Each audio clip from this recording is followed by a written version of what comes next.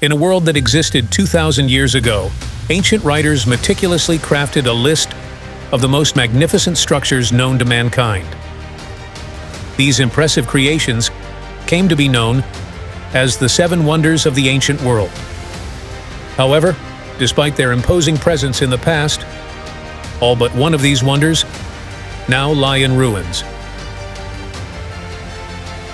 The truth about these marvels remains obscured under 2 millennia of myths that now belong to us.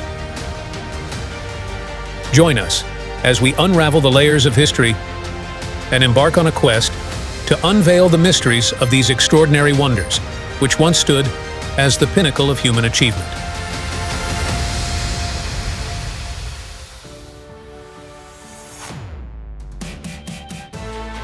Welcome to our channel. Discover the captivating episodes of our Origin series, for which I leave a link above, guiding you through the history of mankind in chronological order. Don't miss this incredible journey. Subscribe, like, and share to help us reach even more curious minds. Thank you.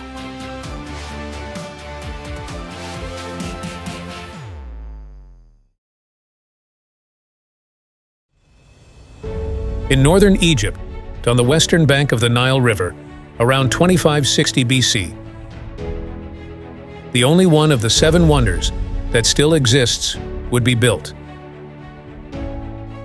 The tallest man-made structure in the world for almost 4,000 years. The Great Pyramid of Giza. It stands alongside 2 other pyramids, but it's the largest of the 3. The designations of the pyramids, Khufu, Khafre, and Menkaure, correspond to the kings for whom they were built. Many people imagine that there are still mysteries surrounding this wonderful structure. Although many theories persist about the purpose of the pyramid, the most accepted interpretation is that it was built as a tomb for the king. However, the exact manner in which it was built still baffles people today. It's simply incredible.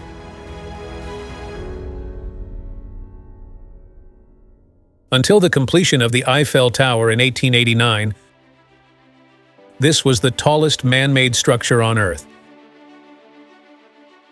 Its 20-year construction required nearly 2.5 million blocks, each weighing around 2.5 tons. Each side of the pyramid measures 755 feet. The proportions of the pyramid are colossal, even for the modern era.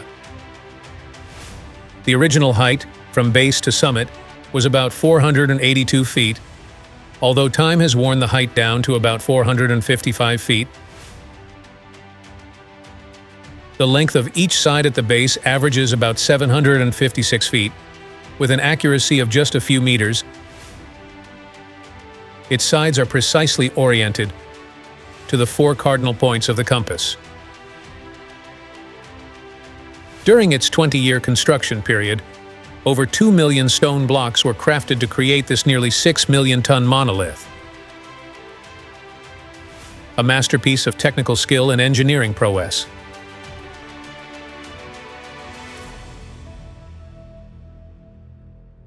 The 3 pyramids were plundered, both internally and externally, in ancient and medieval times. The pyramids no longer reach their original heights because they have been almost completely stripped of their smooth white limestone outer casings.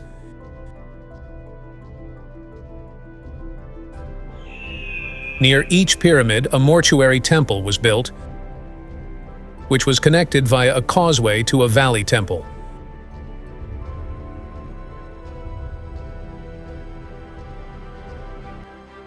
The core of the Great Pyramid is made of yellowish limestone blocks. The outer casing, now nearly completely gone, and the interior passages are of finer light-colored limestone. The inner burial chamber is constructed of massive granite blocks. The internal walls, as well as the few remaining outer casing stones still in place, display finer joints than any masonry built in ancient Egypt.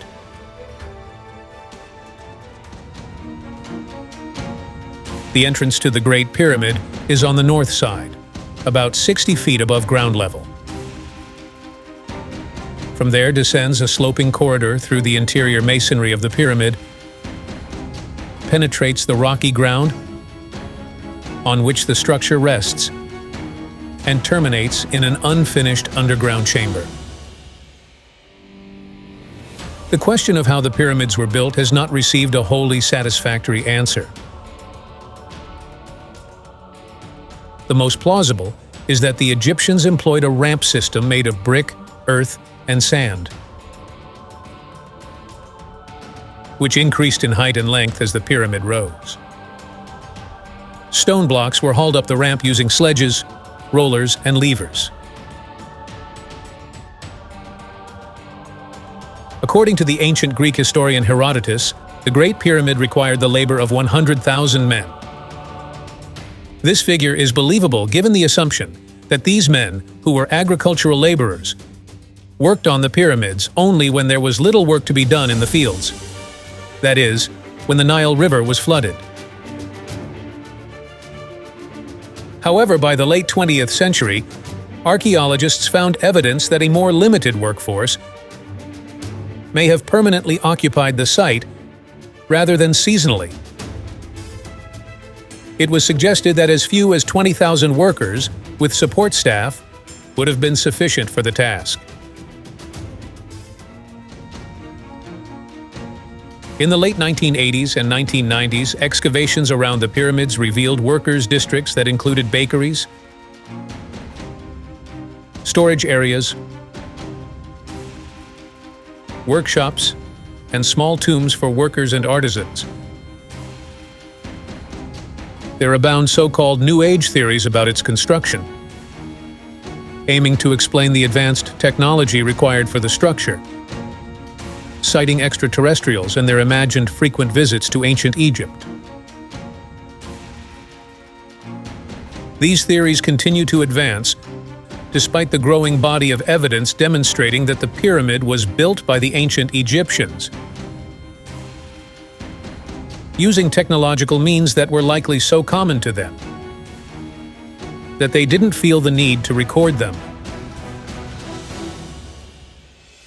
Still, the complexity of the interior passages, shafts, and chambers, such as the King's Chamber, the Queen's Chamber, and the Grand Gallery, as well as the nearby Osiris shaft, along with the mystery of how the pyramid was built, and its orientation to the cardinal points, fuels the persistence of these fringe theories.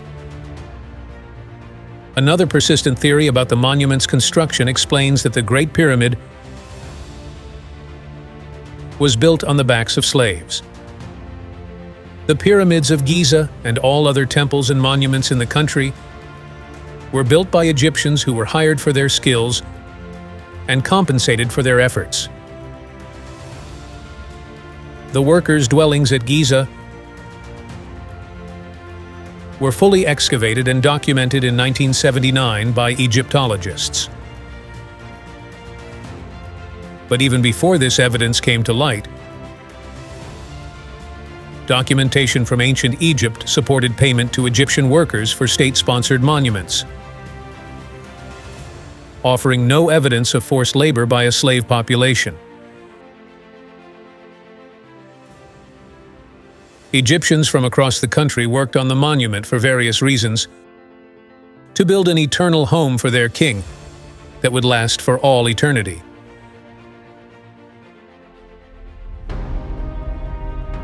Khufu would have set to work on the construction of his great tomb shortly after coming to power.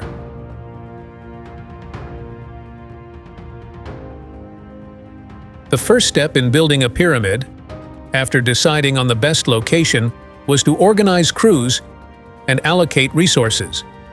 And this was the job of Egypt's second most powerful man, the vizier. Khufu's vizier was Hemiunu, his nephew, who is credited with the design and construction of the Great Pyramid. The vizier was the final architect of any construction project and was responsible for delegating responsibility for materials, transportation, labor, payments, and any other aspect of the work. Written receipts, letters, diary entries, and official reports to and from the palace make it clear that a major construction project was carried out at Giza under Khufu's reign. But none of this evidence suggests exactly how the pyramid was created. The technological skill evident in the creation of the Great Pyramid still puzzles scholars and others today. Modern theories continue to resort to the concept of ramps that were built around the pyramid's foundations and grew as the structure rose.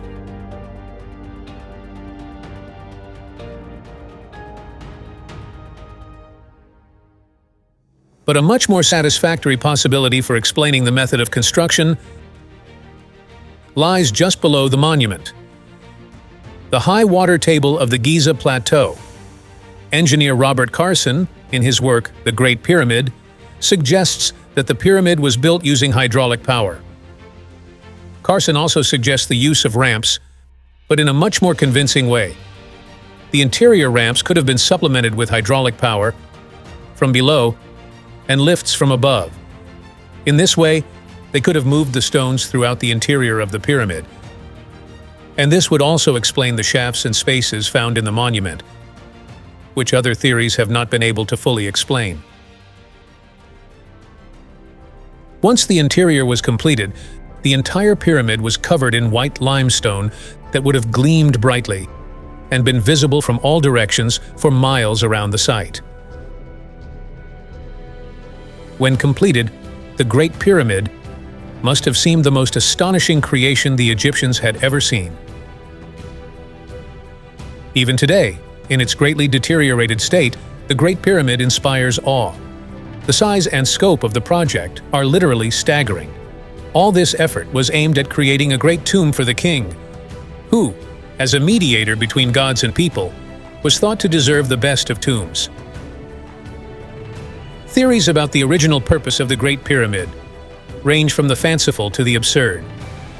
The tombs that have been excavated all over Egypt, from the modest to Tutankhamun's rich tomb, along with other physical evidence, make clear ancient Egypt's belief in an afterlife and concern for the soul's welfare in this new world. The Great Pyramid is simply the grandest form of one of these tombs. A wonder of human ingenuity and ambition, whispering the secrets of an impressive civilization. It's not just a monument of limestone and granite, it's a testimony to the boundless imagination of a people determined to reach the heavens.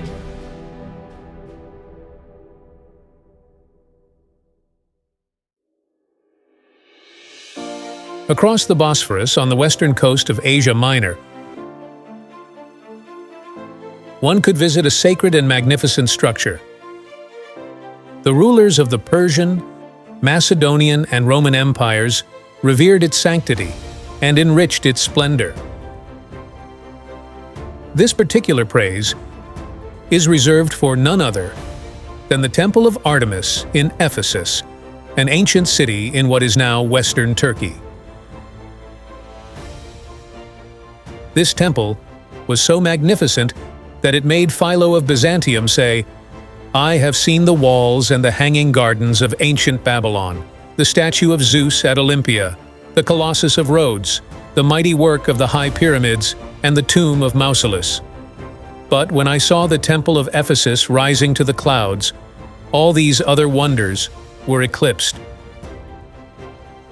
Its enormous size, twice that of other Greek temples, including the Parthenon, soon made it one of the 7 wonders of the ancient world. The temple, originally built to honor Artemis, the Greek goddess of hunting, became a revered place of worship. It went through several phases of destruction and reconstruction. The most famous iteration, completed in 550 before our era, was about 377 feet long, 180 feet wide, almost twice the size of the Parthenon in Athens. It included 127 Ionic-style columns and was adorned with fine sculptures and paintings. The original statue was made of gold, ebony, silver, and black stone. Ephesus was a Greek colony on the eastern coast of Asia Minor, founded in the 8th century before our era, although there had already been Greek settlers in the area since 1200 BCE. The Greek goddess Artemis, Diana for the Romans, was especially important to the Ephesians. Artemis was the goddess of chastity, hunting, wild animals, forests, childbirth, and fertility. The city had a roller coaster relationship with the neighboring kingdom of Lydia, resisting many attacks but also absorbing some cultural elements. Lydia's king, Croesus, who ruled from 560 to 546 BCE, financed the construction of new buildings, including a new great temple to Artemis. Initiated around 550 BCE, the marble temple would take 120 years to complete. In the 4th century BCE, the temple, partially financed by Croesus, was destroyed by a fire, deliberately set by a man named Herostratus, who became one of history's most infamous arsonists, whose only ambition was to commit crimes. Alexander the Great Macedonian leader, was born on the same day the Temple of Artemis burned down, around July 21, 356 BCE. The Magi, who were then in Ephesus, interpreted the temple's destruction as an omen of a much greater disaster. Despite these ominous predictions, the temple was rebuilt on the same site and following the same design as the original. Ephesus remained an important city in Roman times and became the capital of the Roman province of Asia after 129 BCE. This prosperity caught the attention of the Romans. However, it also attracted unwanted attention, and the Temple of Artemis was destroyed once again by the Goths during their invasion of the Aegean around 267 CE. Although it was later rebuilt or restored, a Christian mob, inspired by the decree of the Roman Emperor Theodosius I against pagan practices in 393 CE, definitively destroyed the temple in 401 CE. Ephesus remained an important Byzantine city until it was captured by the Turks in 1304 of our era. Today, all that remains of the temple are its foundations, and from the composite remains, a single column has been erected, which instead of conveying a sense of lost grandeur, imparts a melancholic air to the place that was once one of the most marvelous in the ancient Mediterranean.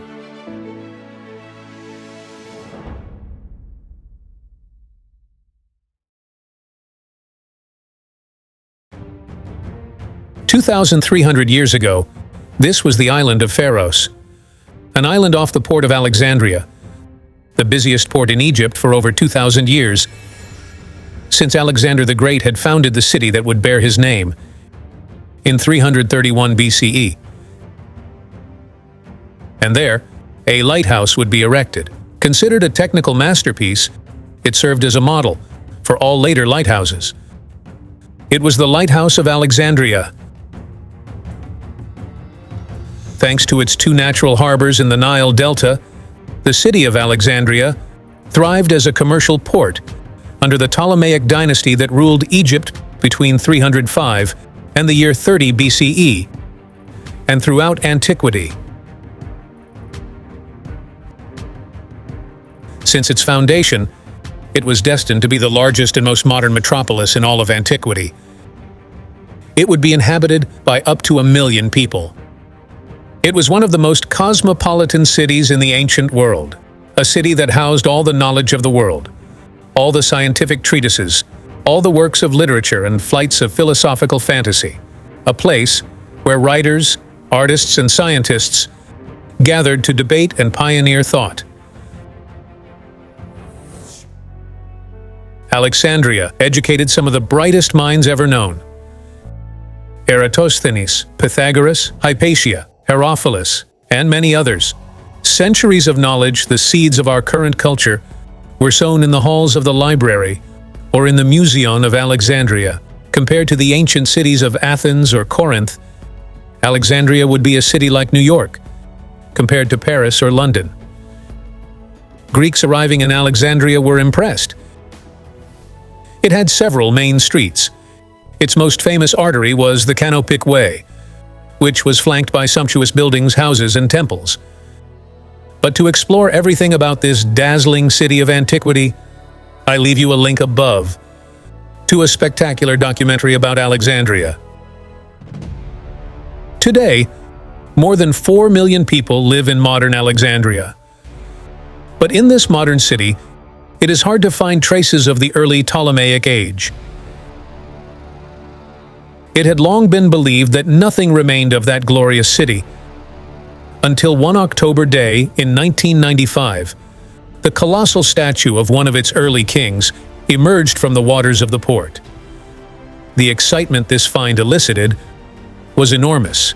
This statue unveiled the invisible, the existence of the mythical Lighthouse of Alexandria, whose entrance it adorned. In the 3rd century BCE, the 7th wonder of the ancient world would be built, the Lighthouse of Alexandria. The lighthouse only added to the impressive list of things to see in the great city, which included Alexander's tomb, the Mausoleum, an institution for scholars, the Serapeum Temple, and the magnificent library. Built by Sostratus of Cnidus, an architect and engineer of the Hellenistic period, for Ptolemy I Soter. It was completed during the reign of Soter's son, Ptolemy II, around 280 BCE. Although well known before, the lighthouse does not appear on any list of wonders until the 6th century CE, as the oldest list included the walls of Babylon in its place. Tower of Fire, 135 meters high, operating day and night, 7 days a week. It is the most legendary of the monuments of Alexandria and the one that would make the island famous worldwide. The Lighthouse of Alexandria was a source of great pride for the city's inhabitants. Construction began under the reign of Ptolemy I and lasted for 15 years. When foreigners arrived in this city, they were greeted by the gleaming white marble facade of the lighthouse, which rose 135 meters into the sky. It was a symbol of Alexandria's power. The lighthouse was one of the tallest monuments ever built by man. Today, nothing remains of the lighthouse. Not even its location is certain. It is believed to have been located where today stands a 15th century fortress, the Kite Bay Fortress, and that the base of the lighthouse is still in this fortress.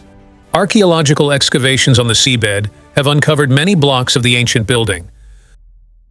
The lighthouse guided ships to the largest city of antiquity and is one of the most elusive of the 7 ancient wonders. The lighthouse had a visible beam 50 kilometers away.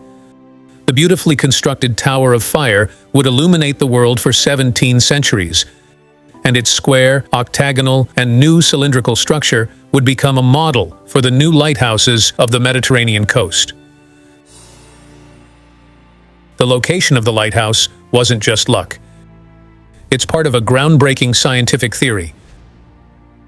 They wanted the lighthouse to be built on the meridian measured by Eratosthenes. Eratosthenes was one of the legendary heads of the Library of Alexandria. He managed to measure the world's meridian, and they aimed to have the Alexandria Lighthouse, along with the Colossus of Rhodes, built on what they called the axis of the world, later known as the Meridian of Alexandria. When Alexander arrived at Pharos, it was still just an island with a small settlement. The Egyptian coast was pretty jagged, making it tough for ships to reach land. They needed to connect Pharos to the mainland.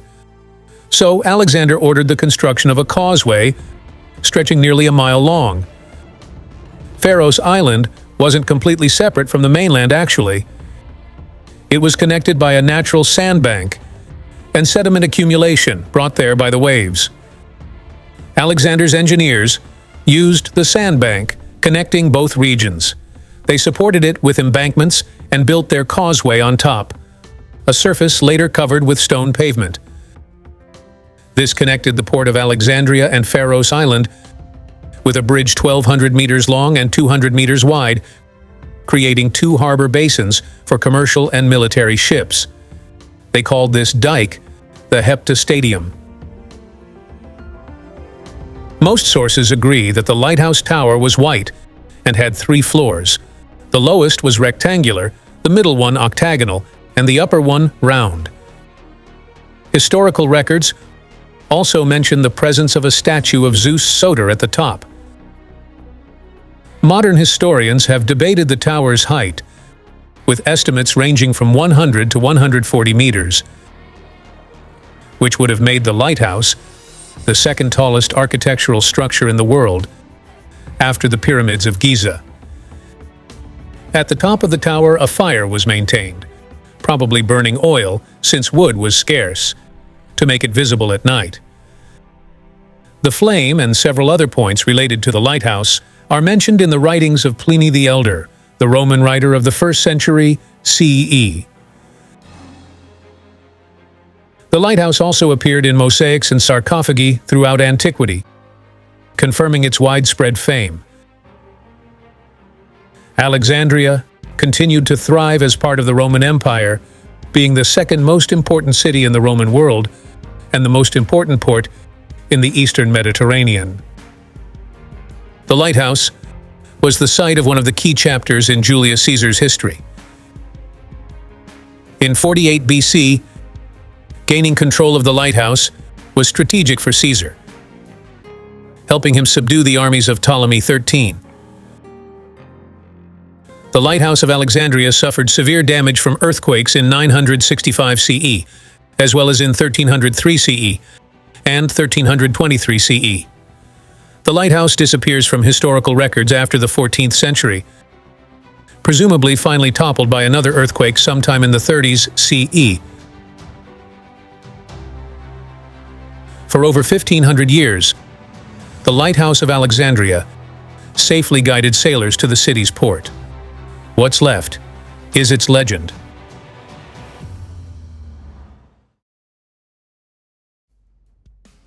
It was necessary for the most famous sculptor of ancient times, Phidias, to create a worthy statue to celebrate the legendary god Zeus, one of the 2 masterpieces of the Greek sculptor, the other being the statue of Athena in the Parthenon. This masterpiece, which took 8 years to build, stood out for the divine majesty and goodness it expressed.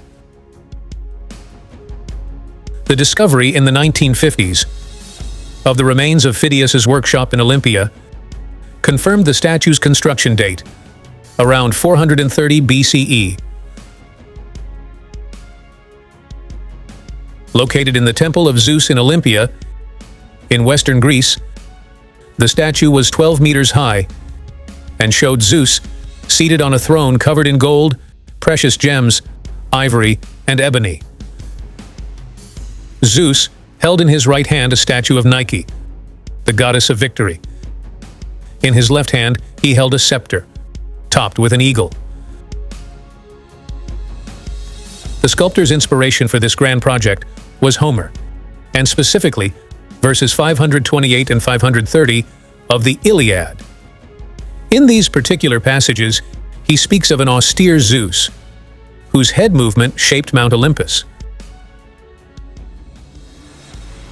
For almost 1,000 years after its construction, the statue amazed visitors who considered Zeus divine.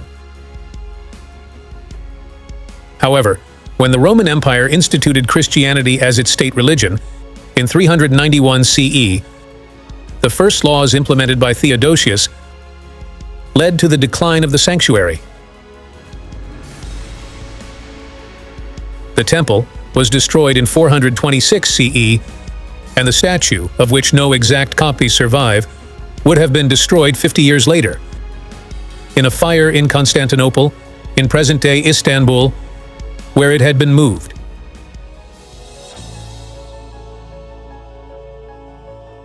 It faded into the shadows of time, leaving behind only the enduring trace of its splendor.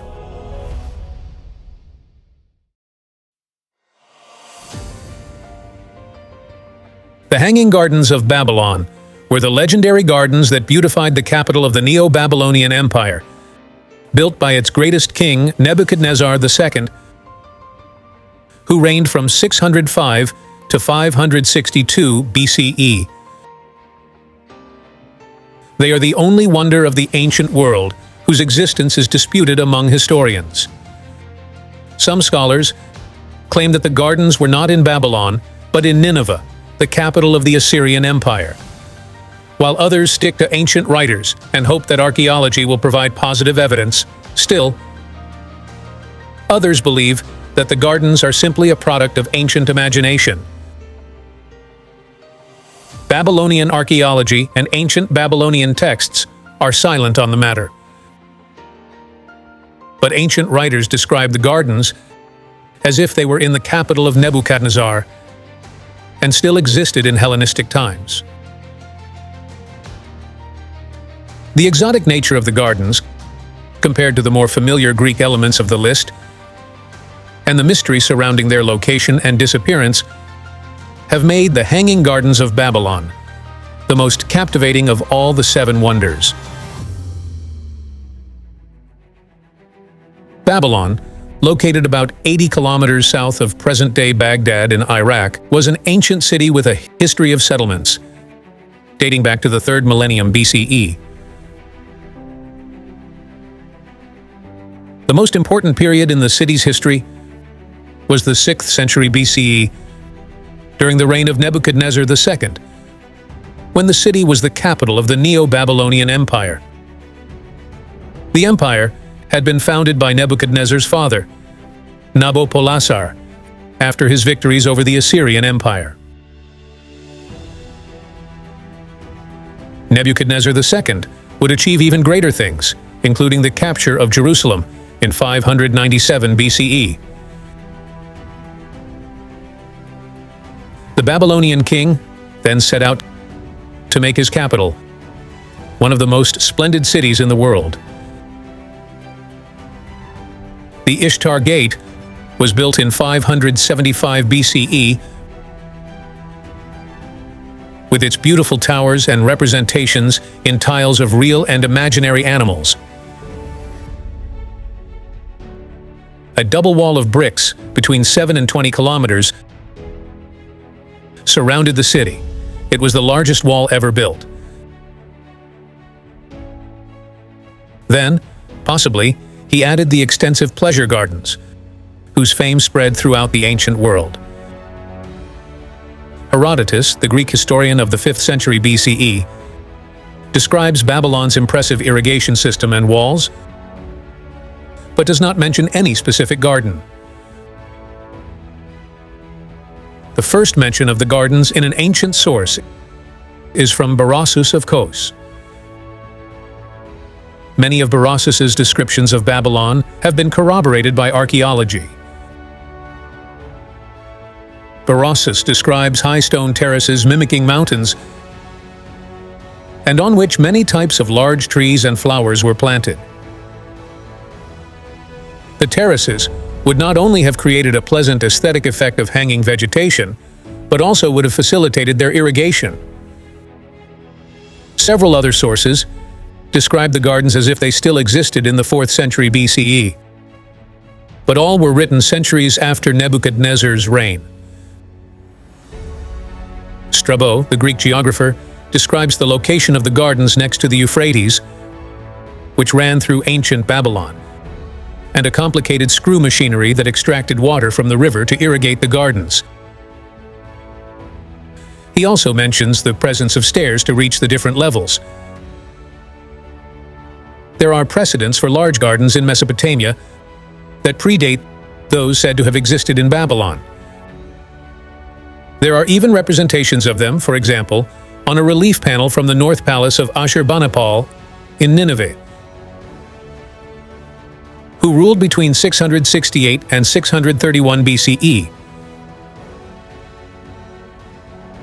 Some scholars suggest that the whole idea of the Babylonian gardens is the result of monumental confusion, and that it was in Nineveh where the legendary wonder was actually created. There is ample textual and archaeological evidence of gardens in Nineveh, and sometimes the city was even referred to as Old Babylon. In any case, even if the hypothesis of Nineveh is accepted, it does not exclude the possibility of there being gardens in Babylon. After Nebuchadnezzar, Babylon remained an important city as part of the Achaemenid Empire from 550 to 330 BCE, and the Seleucid Empire from 312 to 63 BCE. Rulers of both entities often used Babylon's palaces as residences. Successively taken by the Parthians, Arsacids, and Sassanids, the city still retained its regional strategic importance. And therefore, it is perfectly possible that the gardens survived for several centuries after their construction.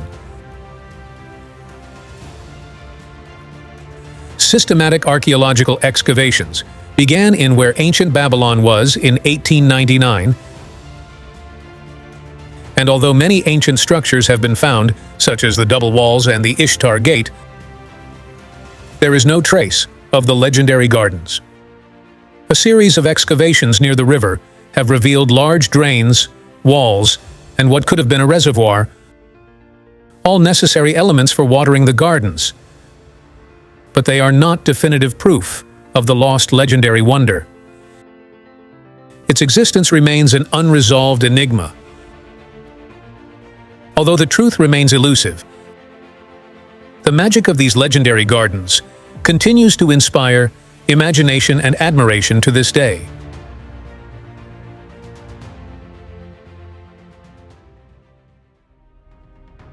In the 4th century BCE, on the island of Rhodes, in the eastern Aegean Sea, stood a relic of colossal grandeur, a sentinel of a bygone era, a wonder that once adorned the island of Rhodes.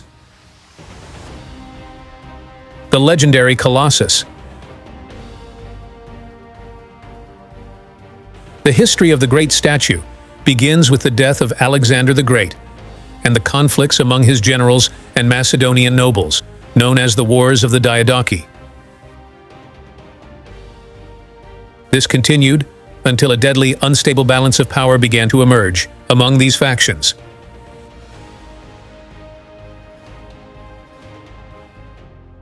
Antigonus I and his son Demetrius were undoubtedly the most powerful, opposed by a coalition informally led by Ptolemy in Egypt.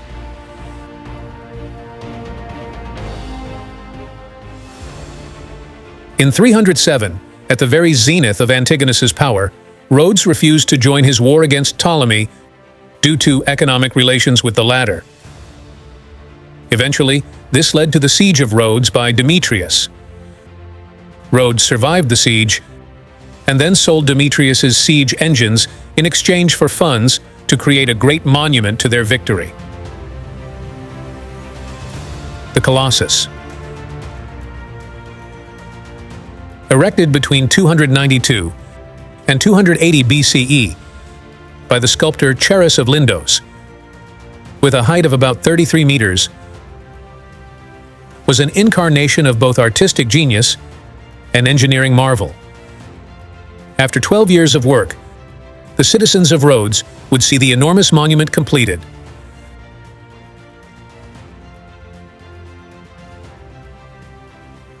The statue of the Greek god Helios, the patron deity of the island and the city, was made of bronze, reinforced with iron, and weighted with stones.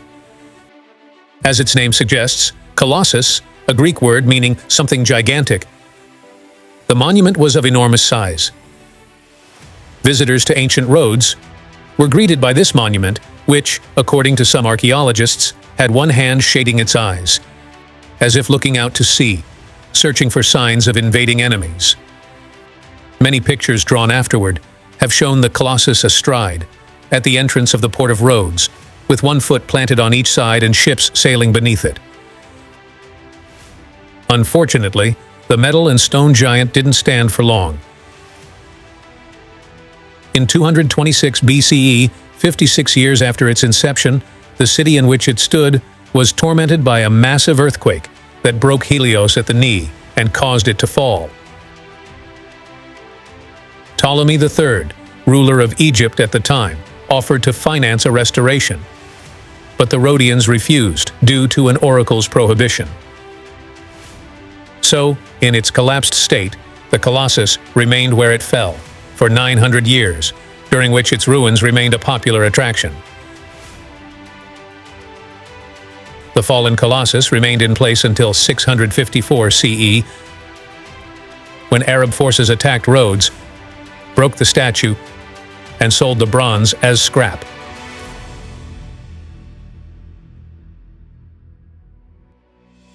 Among the most impressive structures of antiquity to house the dead was the Mausoleum of Halicarnassus.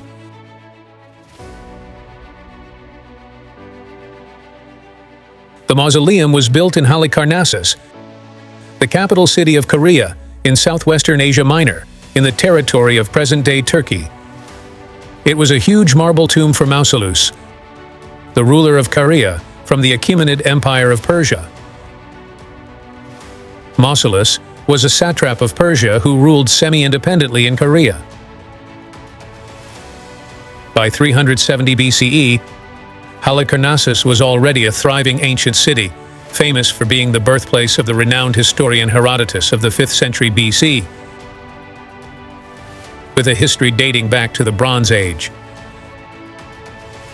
Mausolus made the city even grander by adding stunning buildings, including a new port, a palace, and several temples. Caria thrived thanks to Mausolus's control and development of coastal cities, which could then better capitalize on trade in the eastern Mediterranean, especially with Rhodes. The wealth accumulated in the royal coffers of Caria would eventually be spent on this mausoleum, which was one of the most luxurious personal building projects ever seen in the ancient world. The tomb was planned by the ruler for himself and his descendants. Artemisia herself, his widowed wife and sister, had died a year before the construction of the tomb. She would be buried alongside her husband and the later generations of her family. Conceived as a sacred monument for the city and the ruling dynasty, it was located within a large enclosure right in the center of the city and connected to the agora by a large monumental staircase. The mausoleum was about 41 meters high and was adorned with intricate exterior carvings and precious works of art. The building was designed by Greek architects Pythias and Satyros. The structure was, like Caria itself at the time, an eclectic blend of Greek, Near Eastern and Egyptian architectural features. It was built with marble from Anatolia and Pentelic marble. According to the description of the Roman author Pliny the Elder, the monument was almost square, with a total perimeter of 125 meters. It was bounded by 36 columns, and the top formed a pyramid of 24 steps, crowned by a marble chariot drawn by 4 horses. The surviving fragments of the mausoleum's sculpture preserved in the British Museum include a frieze of Greeks and Amazons fighting, and a huge statue 3 meters high of Mausolus mounted on a chariot, like Hercules, made by Pythias himself, which would have stood atop the roof. A surviving fragment of a chariot wheel, probably from the upper sculpture, suggests that the complete wheel would have been over 2 meters in diameter, making the statue about 6 meters high. The mausoleum, unlike many other ancient wonders, remained more or less intact during antiquity, despite some earthquakes over the centuries, and survived a raid by Alexander of Macedonia. The tomb probably only collapsed in the Middle Ages, around the 10th century CE. With many elements cannibalized for the 15th century castle of Bodrum, the mausoleum no longer survives. Fragments of podium and columns survive, while some substantial pieces of the mausoleum's decorative sculpture can be seen today in the British Museum in London. The Knights of St. John of Malta used pieces of the surviving structure, including those with decorative sculptures, in the walls of St. Peter's Castle in Bodrum, built in 1494 CE. The site of the mausoleum itself is today little more than a pit of earth, with some scattered stones and column drums. Nothing at all indicating what was once the largest tomb in the world after the pyramids of Giza. Since then, it gave its name to any great funerary monument. The Seven Wonders are a testament to man's engineering skill, to his boundless ambition. All but the Great Pyramid of Giza have disappeared, and yet none of these projects was a failure. What they left behind constitutes proof that human ambition, aspiration, and vision can create the impossible.